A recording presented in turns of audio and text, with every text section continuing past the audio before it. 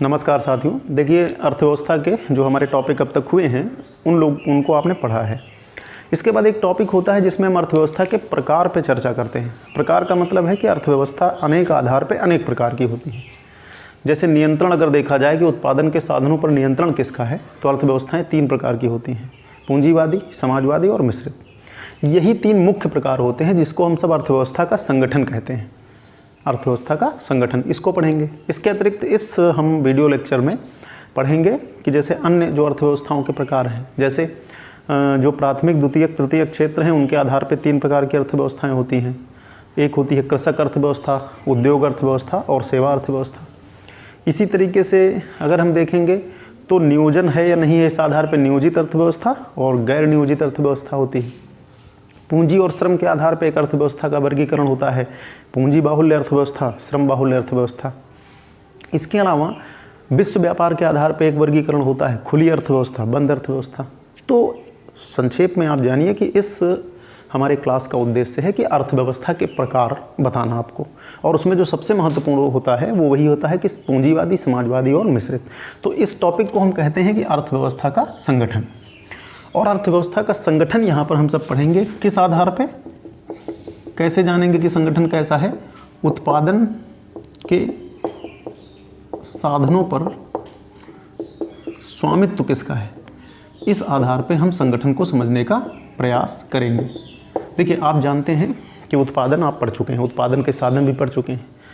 तो उत्पादन के साधनों पर किसका स्वामित्व है, इस आधार पर अर्थव्यवस्था के संगठन 3 प्रकार के होते हैं। एक आपकी पूंजीवादी अर्थव्यवस्था, एक आपकी समाजवादी अर्थव्यवस्था और एक आपकी मिश्रित अर्थव्यवस्था। बहुत लोग केवल इन्हीं 3 प्रकार को ही अर्थव्यवस्था का प्रकार बता देते हैं, लेकिन ऐसा नहीं कि अर्थव्यवस्था का यही एक प्रकार है। ये आधार है कि उत्पादन के साधनों पर किसका स्वामित्व है, इस आधार पर अर्थव्यवस्था का संगठन हम सब चर्चा करेंगे। उसके बाद अन्य आधार पर भी अर्थव्यवस्था के प्रकार हम डिस्कस करेंगे इस टॉपिक में। तो देखिए, हमेशा से आप ध्यान रखेंगे, अर्थव्यवस्था का जब अस्तित्व आया, अर्थशास्त्र का जब जन्म हुआ 1776 में, उसी समय से ये विचार का प्रश्न रहा, या ये प्रश्न अर्थशास्त्रियों के समक्ष रहा कि अर्थव्यवस्था पर नियंत्रण किसका होना चाहिए। अर्थव्यवस्था पर नियंत्रण किसका होना चाहिए? कुछ अर्थशास्त्री मानते हैं कि अर्थव्यवस्था पर राज्य का नियंत्रण बिल्कुल नहीं होना चाहिए और अर्थव्यवस्था को स्वतंत्र छोड़ दिया जाना चाहिए। उस विचारधारा को आर्थिक उदारवाद के नाम से जानते हैं, और इसी विचारधारा के आधार पर पूंजीवाद का जन्म हुआ या पूंजीवादी अर्थव्यवस्था का जन्म हुआ।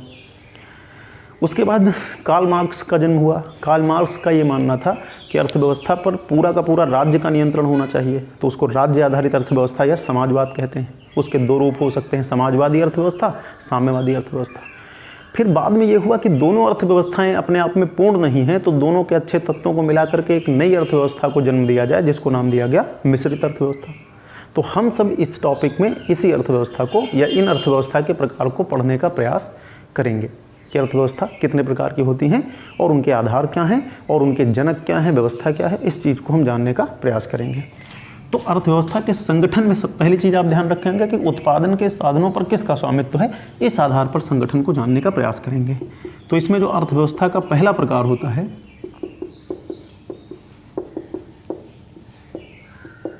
उसे हम कहते हैं पूंजीवादी अर्थव्यवस्था। तो पूंजीवादी अर्थव्यवस्था क्या है? हालांकि इसको और कई नामों से जानते हैं, वो सारे नाम मैं अभी लास्ट में आपको बता दूंगा कि पूंजीवादी अर्थव्यवस्था को किस नाम से जानते हैं। जैसे इसको एक और नाम देते हैं कि मार्केट इकोनॉमी, बाजार अर्थव्यवस्था, यानी कि इसको एक और नाम देते हैं बाजार अर्थव्यवस्था। तो पूंजीवादी अर्थव्यवस्था शब्द आपको चाहे मिले, चाहे आपको बाजार अर्थव्यवस्था शब्द मिले, आप दोनों को एक ही संदर्भ में समझेंगे। तो सबसे पहले आप इसके सारे नाम जान लीजिए, क्योंकि आप कंफ्यूज होंगे कई बार एग्जाम में। प्रचलित शब्द है पूंजीवादी अर्थव्यवस्था, यानी कैपिटल शब्द का प्रयोग किया गया है। तो पूंजीवादी अर्थव्यवस्था तो है ही है, यानी कि इसमें निजी क्षेत्र का नियंत्रण रहता है। सरल भाषा में कह सकते हैं कि इसमें उत्पादन के साधनों पर निजी क्षेत्र का स्वामित्व रहता है। लेकिन इसके और भी कई नाम हैं, तो इसलिए कभी भी एग्जाम में आप जाइए तो इनके सारे नामों से आप परिचित रहिए। जैसे पूंजीवादी अर्थव्यवस्था को मार्केट इकोनॉमी या बाजार अर्थव्यवस्था भी कहते हैं। इसको प्राइवेट एंटरप्राइजेज इकोनॉमी भी कहते हैं, यानी इसमें निजी क्षेत्र का स्वामित्व रहता है। या इसको फ्री एंटरप्राइजेज इकोनॉमी, मुक्त व्यापार अर्थव्यवस्था या मुक्त जो है व्यापार अर्थव्यवस्था, फ्री इंटरप्राइजेज इकोनॉमी जैसे नामों से जानते हैं। ये नाम इसलिए पड़े हैं क्योंकि ये आर्थिक उदारवाद की समर्थक है, ये मुक्त व्यापार की समर्थक है और इसका मानना है कि आर्थिक क्षेत्र में राज्य को न्यूनतम हस्तक्षेप करना चाहिए। तो आप पेन और कॉपी उठाएंगे और इसके सारे नाम को जरूर लिख लेंगे कि इसको किन किन नामों से जाना जाता है। तो पूंजीवादी अर्थव्यवस्था तो एक प्रचलित शब्द है, लेकिन साथ ही साथ इसको बाजार अर्थव्यवस्था यानी market economy, private enterprises economy या फ्री इंटरप्राइजेज इकोनॉमी के नाम से जानते हैं। यानी इस व्यवस्था को हम पूंजीवादी अर्थव्यवस्था तो कहते हैं, लेकिन इसके ये अन्य नाम हैं। अब यहाँ पर एक विचार का प्रश्न है या एक प्रश्न उठता है कि ये क्या है और इसका जन्म कैसे हुआ है। तो नाम जान लिया आपने, अब पूंजीवादी अर्थव्यवस्था के बारे में हम सब जानते हैं कि ये क्या है। तो सबसे पहले आप ध्यान रखेंगे कि पूंजीवादी अर्थव्यवस्था में उत्पादन के साधनों पर निजी क्षेत्र का नियंत्रण रहता है। इस अर्थव्यवस्था में वितरण मॉडल कौन सा होता है, जो मैंने अभी पहले लेक्चर में पढ़ाया था, बाजार का वितरण मॉडल यहाँ पर होता है, इसीलिए इसको मार्केट इकोनॉमी भी कहते हैं। यहाँ पर सारी वस्तुओं का वितरण बाजार द्वारा किया जाता है, इसमें लाभ के सिद्धांत पर काम किया जाता है। तो पूंजीवादी अर्थव्यवस्था, इसमें उत्पादन के साधनों पर निजी क्षेत्र का स्वामित्व रहता है। वितरण मॉडल इसका कौन सा जुड़ेगा, बाजार वितरण मॉडल, यानी इसमें वितरण कौन करेगा, बाजार करेगा, इसीलिए इसका एक नाम क्या पड़ा, मार्केट इकोनॉमी। अब इसका जन्म कैसे हुआ है उसको आप समझेंगे। देखिए, इस अर्थव्यवस्था के जनक कौन है, एडम स्मिथ, जो कि अर्थशास्त्र के भी जनक है। तो इस अर्थ, जैसे आपसे कभी पूछेगा कि पूंजीवादी अर्थव्यवस्था के जनक कौन है, तो एडम स्मिथ है और ये अर्थशास्त्र के भी जनक है। तो एक चीज़ आप जानते हैं कि एडम स्मिथ ने 1776 में अपनी पुस्तक लिखी थी जिसका नाम था द वेल्थ ऑफ नेशंस, यानी राष्ट्रों का धन। तो वो पुस्तक आप जानते हैं और इसी पुस्तक से अर्थशास्त्र का जन्म हुआ। तो ये क्या थे आप जानते हैं, ये एक स्कॉटलैंड के ग्लासगो यूनिवर्सिटी से संबंधित अर्थशास्त्री थे, यानी इनका संबंध था ग्लासगो विश्वविद्यालय से या ग्लासगो यूनिवर्सिटी से। तो ग्लासगो यूनिवर्सिटी में ये मतलब वहाँ से संबंधित थे और इनकी जो पुस्तक थी मैंने आपको बताया था कि द वेल्थ ऑफ नेशंस। तो द वेल्थ ऑफ नेशन जो पुस्तक इन्होंने लिखी, संबंध कहाँ से था थोड़ा ध्यान रखेंगे, कई बार कथन कारण में आपके काम आ जाएगा। स्कॉटलैंड से संबंधित थे और ग्लासगो विश्वविद्यालय के प्रोफेसर थे। तो इन्होंने जो 1776 में द वेल्थ ऑफ नेशन पुस्तक लिखी थी जिससे अर्थशास्त्र का जन्म हुआ, उसी पुस्तक में इन्होंने एक सिद्धांत दिया था जिसका नाम था, देखिए दो शब्द मैं यहाँ पर लिखूंगा जिसको आप ध्यान से देखेंगे। एक शब्द है आर्थिक उदारवाद और एक शब्द है अहस्तक्षेप या अहस्तक्षेप का सिद्धांत। इन दोनों चीज़ों को मैं आपको समझाऊंगा और इससे आप हमारी मार्केट इकोनॉमी को या पूंजीवादी अर्थव्यवस्था को समझ जाएंगे। तो एडम स्मिथ जो कि ग्लासगो यूनिवर्सिटी से संबंधित थे, उन्होंने 1776 में एक पुस्तक लिखी जिसका नाम था द वेल्थ ऑफ नेशन और उस पुस्तक में उन्होंने आर्थिक उदारवाद की वकालत की। सबसे पहले आर्थिक उदारवाद को आप समझेंगे। देखिए, उदारवाद क्या होता है, उदारवाद का सरल मतलब होता है, उदारवाद राजनीतिक विचारधारा है। उदारवाद कहता है कि राज्य को व्यक्ति के कार्यों में न्यूनतम हस्तक्षेप करना चाहिए। यानी उदारवाद एक शब्द आप जरूर ध्यान रखेंगे, इसकी परिभाषा आप जरूर लिख लेंगे, आपके कॉन्सेप्ट के लिए बहुत महत्वपूर्ण है। तो उदारवाद क्या कहता है कि राज्य को व्यक्ति के कार्यों में, व्यक्ति के जीवन में न्यूनतम हस्तक्षेप करना चाहिए।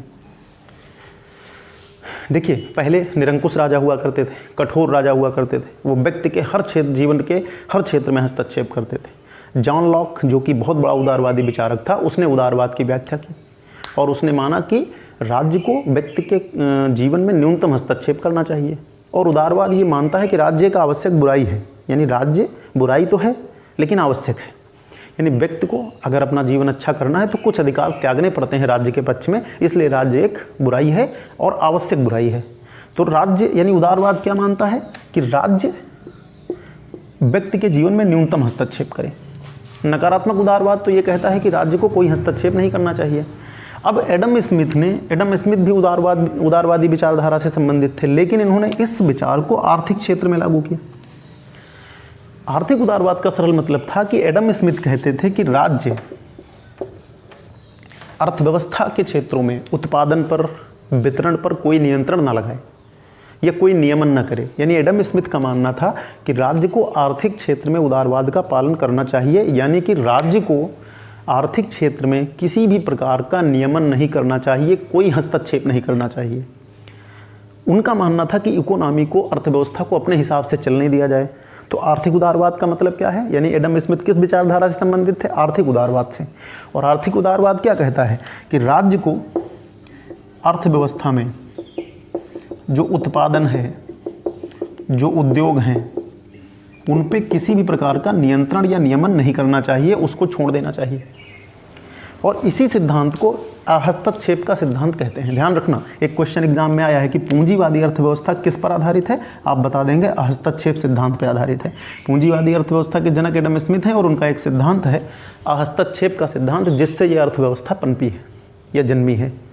तो हस्तक्षेप भी वही कहता है। लेज़ेस फेयर एक अंग्रेजी में शब्द है, आप ध्यान रखना, अंग्रेजी में एक शब्द है, मैं नीचे लिख दे रहा हूँ, लेज़ेस फेयर। लेज़ेस फेयर या लेज़ेस फेयर जैसा आप चाहें लिख लेना। लेज़ेस फेयर एक शब्द है अंग्रेजी में। लेज़ेस फेयर कहता है या हस्तक्षेप का सिद्धांत कहता है कि राज्य को अर्थव्यवस्था के क्षेत्र में, आर्थिक क्षेत्र में या व्यक्ति के आर्थिक क्रियाकलापों में कोई हस्तक्षेप नहीं करना चाहिए। जैसे कि ये क्या कहता है, उदारवाद भी यही कहता है कि राज्य को व्यक्ति के कार्यों में न्यूनतम हस्तक्षेप करना चाहिए। आर्थिक उदारवाद क्या कहता है कि राज्य को व्यक्ति के आर्थिक कार्यों में हस्तक्षेप नहीं करना चाहिए, या राज्य को उद्योगों में, अर्थव्यवस्था में कोई नियमन नहीं करना चाहिए। तो इस लेज़ेस फेयर सिद्धांत से ही पूंजीवादी अर्थव्यवस्था का जन्म हुआ और इस सिद्धांत को दिया किसने था, एडम स्मिथ ने। इसीलिए एडम स्मिथ को पूंजीवादी अर्थव्यवस्था का जनक मानते हैं। अब यहाँ पर एक प्रश्न उठा कि यदि अर्थव्यवस्था में कोई समस्या पैदा होगी तो नियंत्रण कैसे होगा, सरकार अगर हस्तक्षेप नहीं करेगी तो नियंत्रण कैसे होगा। देखिए, अर्थशास्त्र भी नया विषय था और इस बात पर बहस चल ही रही थी कि अर्थव्यवस्था को कैसा होना चाहिए। तो एडम स्मिथ उस समय जो अर्थशास्त्र के जनक थे, उनका मानना था कि अर्थव्यवस्था में पूरा जो है पूंजीवादी अर्थव्यवस्था को उन्होंने समर्थन किया और उन्होंने माना कि सरकार का इसमें कोई हस्तक्षेप नहीं होना चाहिए। तो यहाँ पर प्रश्न उठा कि अर्थव्यवस्था नियमित कैसे होगी अगर उसमें कोई दिक्कत आएगी। तो यहीं पर एडम स्मिथ ने एक अदृश्य हाथ का सिद्धांत दिया था, या अदृश्य हाथ के संतुलन का सिद्धांत। ध्यान रखना, और यही अदृश्य हाथ के संतुलन का सिद्धांत 1930 में 1929-30 में वैश्विक महामंदी के दौरान बुरी तरीके से असफल हो गया था। तो एडम स्मिथ का मानना था कि एक अदृश्य शक्ति है, अदृश्य हाथ है जो पूरी अर्थव्यवस्था को संतुलित कर लेगा। यानी यहाँ पे आपको क्या क्या ध्यान रखना है, पूंजीवादी अर्थव्यवस्था के, देखो तथ्यात्मक इस तरह से पढ़ना है। पूंजीवादी अर्थव्यवस्था के जनक कौन है, एडम स्मिथ है।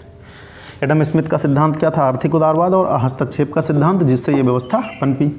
और अर्थव्यवस्था का नियमन कैसे होगा, कैसे अर्थव्यवस्था चलेगी, इसमें इन्होंने माना कि एक अदृश्य हाथ का सिद्धांत इन्होंने दिया कि अदृश्य एक शक्ति या अदृश्य हाथ होगा जो अर्थव्यवस्था को संतुलित करेगा।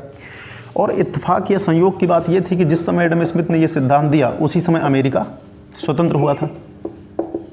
तो अमेरिका ने इस सिद्धांत को अपनाया। अमेरिका ने एडम स्मिथ के सिद्धांत को अपनाते हुए पूंजीवादी अर्थव्यवस्था को अपनाया। उसके बाद 1800 ईस्वी तक आते आते यूरोप के तमाम सारे देशों ने इस व्यवस्था को अपना लिया। लेकिन 1929 और 30 की जब मंदी आई, आर्थिक महामंदी आई, वैश्विक महामंदी आई, तो उस समय सारी अर्थव्यवस्थाएं धड़ाम हो गई। तो ये प्रश्न उठा कि क्या अर्थव्यवस्था को पूरी तरीके से सरकार के नियंत्रण से बाहर कर देना चाहिए या उसे छोड़ देना चाहिए। तो उस पर हम सब मिश्रित अर्थव्यवस्था में भी विस्तार से विचार करेंगे। देखो, पूंजीवादी अर्थव्यवस्था एक है, अब इसके विपरीत में जो इसके ठीक विरोधी अर्थव्यवस्था है या इसके ठीक विरोधी सिद्धांत पर आधारित अर्थव्यवस्था है, वो समाजवादी अर्थव्यवस्था है। ये दोनों अर्थव्यवस्थाएं आई, लेकिन 1929-30 की जब मंदी आई तो उस समय खास करके पूंजीवादी अर्थव्यवस्था में सुधार की बात की गई। बाद के समय में समाजवादी अर्थव्यवस्थाएं भी असफल होने लगी तो उसमें भी सुधार की बात की गई। तो दोनों के सुधारों को लेकर के एक मिश्रित अर्थव्यवस्था का जन्म हुआ।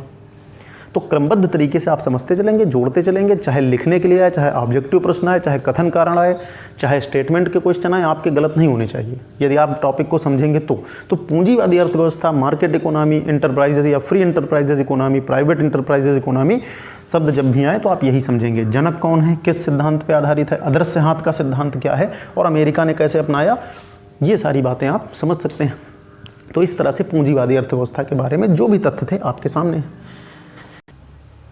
इसके बाद दूसरी अर्थव्यवस्था, जिसको हम सब क्या नाम देते हैं, राज्य अर्थव्यवस्था, लेकिन इसको लोकप्रिय तौर पे समाजवादी अर्थव्यवस्था के नाम से जानते हैं। लेकिन राज्य अर्थव्यवस्था का मतलब यहाँ पर क्या है कि यहाँ पर उत्पादन के साधनों पर किसका स्वामित्व होगा, राज्य का। उत्पादन के साधनों पर किसका स्वामित्व होगा, राज्य का, या जिसको आप सरकार कह सकते हैं। तो उत्पादन के साधनों पर यहाँ पर राज्य का स्वामित्व होगा। ये पॉइंट आप नोट कर लेंगे। यानी राज्य अर्थव्यवस्था वह अर्थव्यवस्था है जहाँ पर उत्पादन के साधनों पर राज्य का स्वामित्व होता है। इस अर्थव्यवस्था को कुछ अन्य नामों से जानते हैं, जैसे गैर बाजारी अर्थव्यवस्था। चूँकि वो मार्केट इकोनॉमी है तो ये इसका ठीक उल्टा है। मैंने अभी क्या बताया कि पूंजीवादी अर्थव्यवस्था के ठीक विपरीत सिद्धांतों पर यह निर्मित हुई है।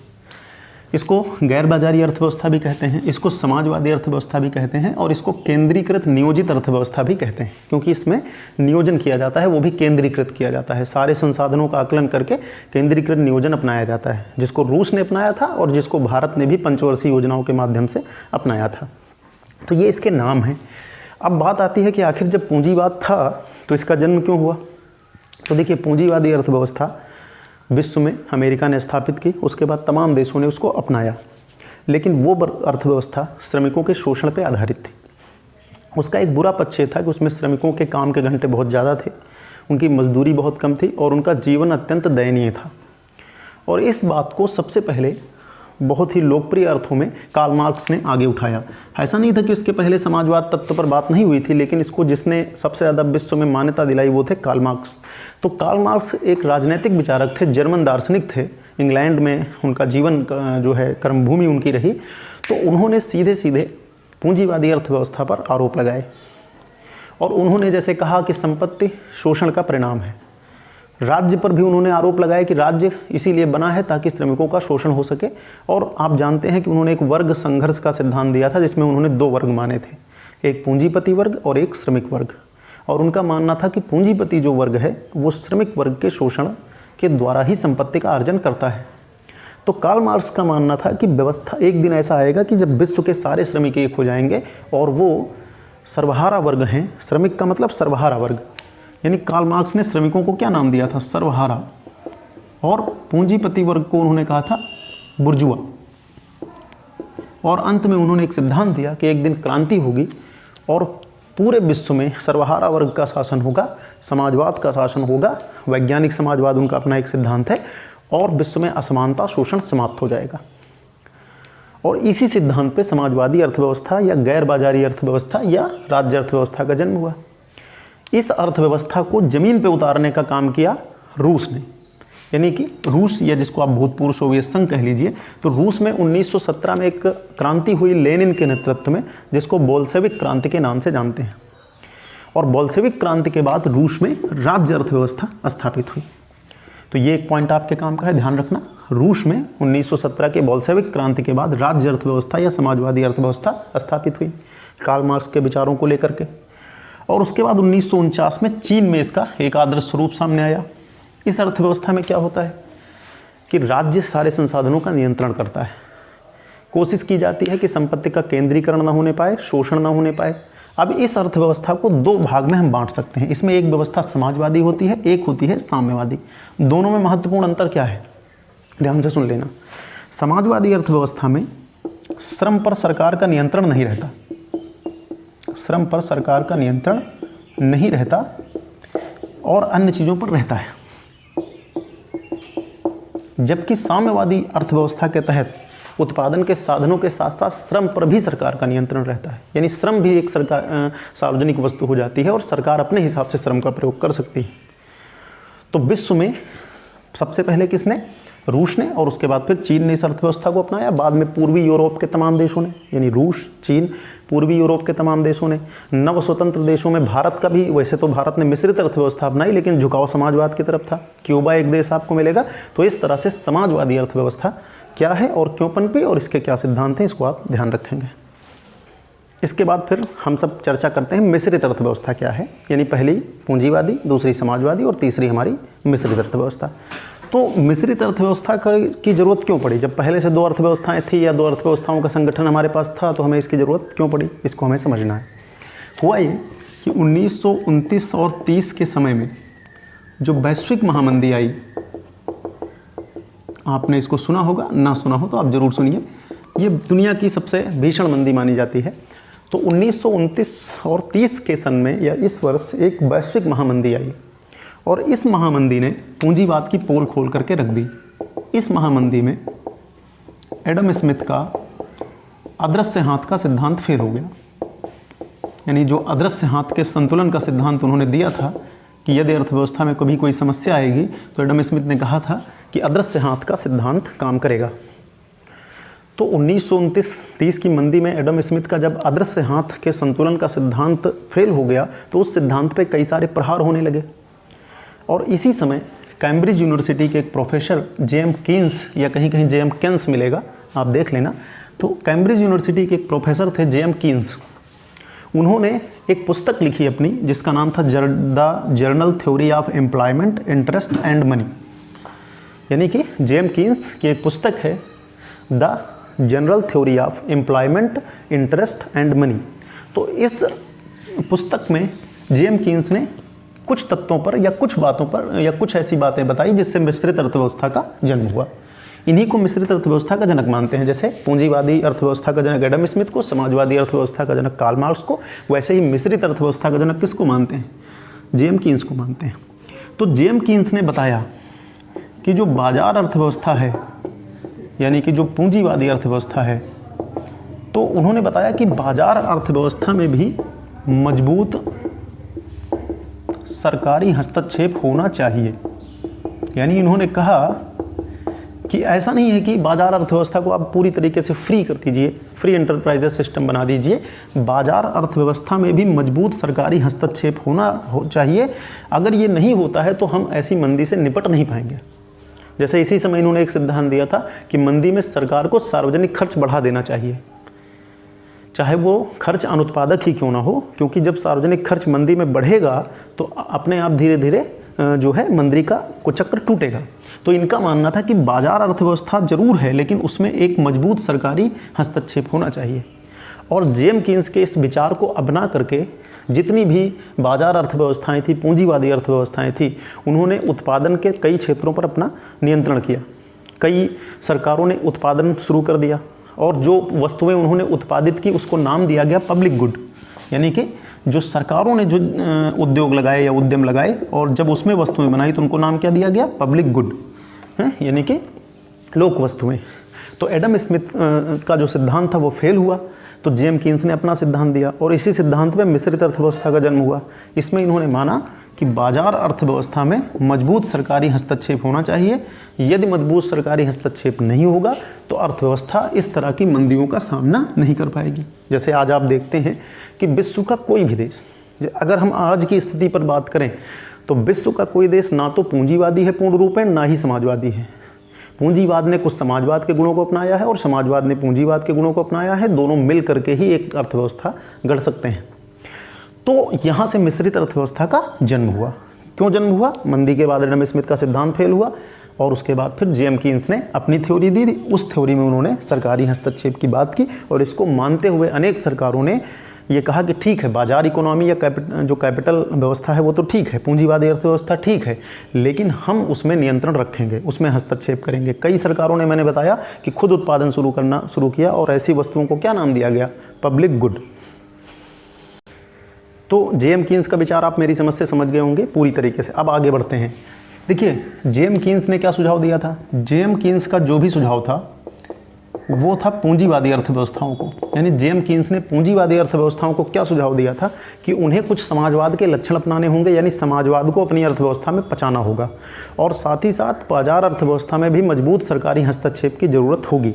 यानी जेम कीन्स ने पूंजीवादी अर्थव्यवस्थाओं के लिए अपने सिद्धांत दिए थे, क्योंकि उस समय मंदी के समय पूंजीवादी अर्थव्यवस्थाएं ध्वस्त हो गई थी। उसकी तुलना में रूस आदि पे कम प्रभाव पड़ा था, या सोवियत संघ जिसको आप कहते हैं उस पर कम प्रभाव पड़ा था। लेकिन 1950 आते आते समाजवाद की भी कुछ कमियां आने लगी। तो जो सुझाव, ध्यान से समझना, जो सुझाव जेम कीन्स ने पूंजीवादी अर्थव्यवस्थाओं को दिया था वही सुझाव एक पोलिस मतलब पोलैंड के एक पोलिस अर्थशास्त्री थे, पोलैंड के अर्थशास्त्री थे ऑस्कर लांज। यानी जो सुझाव जेम कीन्स ने पूंजीवादी अर्थव्यवस्थाओं को दिया था कि उनको समाजवाद के कुछ गुणों को अपने अंदर लेना चाहिए, जैसे सरकारी हस्तक्षेप यहाँ पे होना चाहिए, तो वही काम ऑस्कर लांज ने 1950 के दशक में समाजवादी अर्थव्यवस्थाओं के लिए किया। ऑस्कर लांज ने 1950 के दशक में समाजवादी अर्थव्यवस्थाओं के लिए कहा कि उनको पूंजीवाद के कुछ गुणों को अपनाना चाहिए। देखिए, पूंजीवाद और समाजवाद ये हमेशा एक दूसरे के विरोधी माने जाते रहे हैं, लेकिन वर्तमान में ये समय है कि दोनों एक दूसरे के पूरक के तौर पे काम करते हैं और यदि कोई अर्थव्यवस्था इनके उचित संतुलन को प्राप्त कर ले तो निश्चित तौर पे वो विकास करेगी। तो ऑस्कर लांज ने जो सुझाव जेम्स कीन्स ने पूंजीवादी अर्थव्यवस्थाओं को दिया, वही सुझाव ऑस्कर लांज ने किन अर्थव्यवस्थाओं को दिया? समाजवादी अर्थव्यवस्थाओं को दिया या राज्य आधारित अर्थव्यवस्थाओं को दिया। और उन्होंने एक नया शब्द दिया, उस शब्द का नाम था मार्केट सोशलिज्म। मार्केट सोशलिज्म यानी बाजार समाजवाद, यानी कि दोनों का संतुलन। पूंजीवादी अर्थव्यवस्था को क्या कहते हैं हम सब? Market economy. और ये कौन सी है? सोशलिज्म यानी कि समाजवाद। तो इन्होंने दोनों के मिश्रण की बात की। और यहाँ पर हुआ क्या कि उस समय समाजवादी देश बहुत ही रूढ़ होते थे, बहुत ही कट्टर होते थे, अनुदार होते थे, और जो पूंजीवादी देश होते थे उनमें लोकतंत्र था। तो यहाँ पर ध्यान रखना, जब जेम्स कीन्स ने पूंजीवादी देशों को सुझाव दिए तो वहाँ पर लोकतांत्रिक व्यवस्था होने के कारण,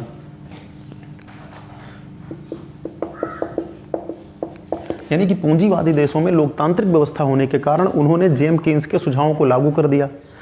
लेकिन इन देशों में समाजवादी व्यवस्था होने के कारण यहाँ पे ये लोग किसी भी सुधार को गलत नज़रिए से, या कह लीजिए कि किसी भी सुधार को ये लोग अपने लिए अच्छा नहीं मानते थे। इनका मानना था कि सुधार, समाजवादी अर्थव्यवस्था में सुधार का जो सुझाव है यही गलत है, समाजवादी अर्थव्यवस्था अपने आप में पूर्ण है। तो 1950 के दशक में ऑस्कर लांज के इस विचार को नहीं माना गया। लेकिन धीरे धीरे, जैसे चीन की हम बात करेंगे, तो चीन में 1975 में ही बाजार सुधार या बाजार मार्केट सोशलिज्म जैसे शब्द चर्चा में आने लगे और वहाँ पे सुधारों की मांग होने लगी। तो चाइना ने शुरुआती समय में तैयारी की और उसके बाद 1985 में उसने ओपन डोर पॉलिसी अपनाई। ओपन डोर पॉलिसी मतलब उसने अपनी अर्थव्यवस्था के दरवाजे विश्व के लिए खोले। जैसे कि भारत ने 1991 में LPG की नीति अपनाई, उसको हम सब किसी और टॉपिक में चर्चा करेंगे। तो चीन जो कि साम्यवाद का उदाहरण था, आप जानते हैं चीन में 1949 में माओ त्से तुंग के नेतृत्व में एक क्रांति हुई और वहाँ पे साम्यवादी अर्थव्यवस्था जन्मी। लेकिन चीन ने समय रहते हुए ऑस्कर लांज के इस विचार को, मार्केट सोशलिज्म के विचार को अपना लिया और 1985 में ओपन डोर पॉलिसी अपनाई और तेजी के साथ विकास पथ पर आगे बढ़ा। सोवियत संघ ने थोड़ा देर से इन व्यवस्थाओं को अपनाया। सोवियत संघ में दो शब्द बड़े प्रचलित रहे, आप जरूर इनको ध्यान रखेंगे, बहुत अच्छे शब्द हैं। एक शब्द है ग्लासनोस्ट और एक है पेरेस्ट्रोइका। तो सोवियत संघ में दो नए शब्द बड़े प्रचलित हुए, एक थे ग्लासनोस्ट। ग्लासनोस्ट का मतलब खुलापन, वही ओपन डोर पॉलिसी जिसको आप समझ सकते हैं। तो ग्लासनोस्ट, और एक शब्द था पेरेस्ट्रोइका। पेरेस्ट्रोइका मतलब पुनर्संरचना। हुआ क्या कि सोवियत संघ में भी धीरे धीरे समाजवाद ढहने लगा और सोवियत संघ ने भी बाद में ग्लासनोस्ट और पेरेस्ट्रोइका, यानी कि ग्लासनोस्ट का अर्थ क्या है? खुलापन, और पेरेस्ट्रोइका का अर्थ क्या है? पुनर्संरचना। इन दोनों शब्दों को अपनाया। लेकिन यहाँ पर एक अंतर है, चीन बहुत सफल रहा जबकि सोवियत संघ असफल हो गया। क्यों? देखिए, सोवियत संघ ने अपनी इस नीति की तैयारी पहले से नहीं की थी। चीन में 1975 से ही ओपन डोर पॉलिसी की तैयारी क्रमिक रूप से हो रही थी, इसलिए चीन सफल रहा। जबकि यहाँ पे क्या हुआ सोवियत संघ के साथ कि एक तो 1991 में आप जानते हैं कि सोवियत संघ का विभाजन हो गया, आर्थिक कुप्रबंधन, विभाजन, इन कारणों से सोवियत संघ में ये सुधार उतने प्रभावी नहीं रहे। तो दोनों विचार आपको ध्यान में रखना, एक विचार जेम्स कीन्स का है जो पूंजीवादी अर्थव्यवस्थाओं के लिए है, और एक विचार ऑस्कर लांज का है जो समाजवादी अर्थव्यवस्थाओं के लिए है। और मार्केट सोशलिज्म शब्द को भी आपको ध्यान में रखना है। और भारत की अब हम यहाँ पर बात कर लेते हैं। तो भारत ने कौन सी अर्थव्यवस्था अपनाई है? मिश्रित। 91 के पहले हमारी अर्थव्यवस्था मिश्रित जरूर थी लेकिन समाजवाद की तरफ झुकाव रखती थी, और 91 में जब हमने LPG की नीति अपनाई, यानी कि उदारीकरण, निजीकरण और वैश्वीकरण, तो हम फिर धीरे धीरे पूंजीवाद की तरफ बढ़े हैं, यानी मार्केट इकोनॉमी की तरफ हमारा रुझान है। हालांकि सरकारी क्षेत्र का हस्तक्षेप बना हुआ है। जैसे वर्तमान उदाहरण मैं देता हूं, वर्तमान में कोविड संकट के कारण आपने देखा होगा कि सरकारी हस्तक्षेप ना होता तो संकट और बड़ा हो जाता। सरकारी हस्तक्षेप के कारण सरकार ने क्या किया? सभी आवश्यक वस्तुओं के दाम तय कर दिए। इसके अलावा तमाम प्रकार की योजनाओं के तहत लोगों को सीधे DBT, डायरेक्ट बेनिफिट ट्रांसफ़र दिया। तो यदि आप कल्पना करिए कि इस संकट में केवल बाजार होता, सरकार का कोई हस्तक्षेप ना होता, तो श्रमिकों की हालत कितनी ख़राब हो जाती। वैसे भी बहुत सारी दिक्कतें हैं, तो बाजार ने उनको छोड़ दिया है। यदि टोटल बाजार होता तो और समस्याएं आती। तो सरकार का हस्तक्षेप हमेशा बना रहना चाहिए। तो भारत ने भी मिश्रित अर्थव्यवस्था अपनाई है। 91 के बाद उसका स्वरूप बदला है। देखिए, देश काल परिस्थिति और देश की आवश्यकताओं के अनुसार सुधार होते रहते हैं, संशोधन होते रहते हैं। और वर्तमान परिप्रेक्ष्य में आप ध्यान रखना, हम ये नहीं कह सकते कि कौन सी अर्थव्यवस्था बेहतर है, ना तो समाजवादी ना तो पूंजीवादी, दोनों के तत्वों को मिलाकर के अपने देश के अनुसार सही निर्णय लेना यही महत्वपूर्ण है। और पूंजीवादी समाजवादी अर्थव्यवस्था एक दूसरे की विरोधी न होकर के पूरक है, और वो पूरकता आपको कहाँ पर देखने को मिलेगी? मिश्रित अर्थव्यवस्था में। तो ये 3 प्रकार की अर्थव्यवस्थाएं बहुत महत्वपूर्ण हैं और इनको आप समझेंगे।